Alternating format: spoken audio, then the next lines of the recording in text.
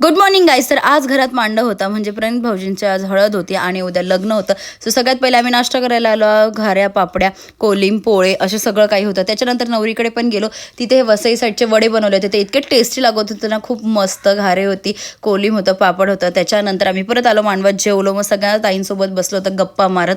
त्याच्यानंतर मग घरी थोडा वेळ आराम केला. परत रेडी होऊन आलो, बिकॉज हळद घेऊन जायचे होते नवरीकडे. सो हे बॅचेस दिले होते लडकेवाले म्हणून, ते लावत होते. दीक्षिता वहिनी, लीना काकींना लावत होते, बिकॉज मला लावून झालं होतं.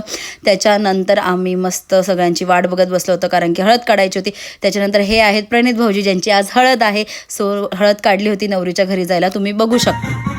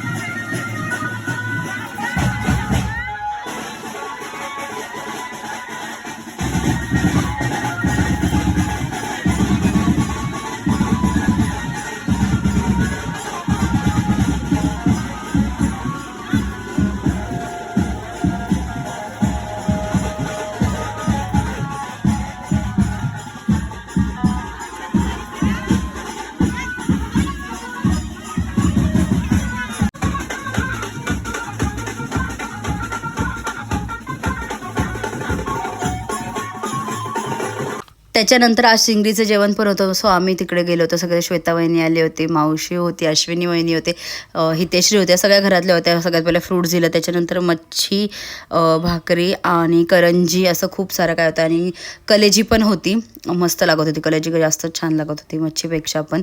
सो अशा प्रकारे हा दिवस गेला. That's it for video. Okay, bye guys. उद्या भेट.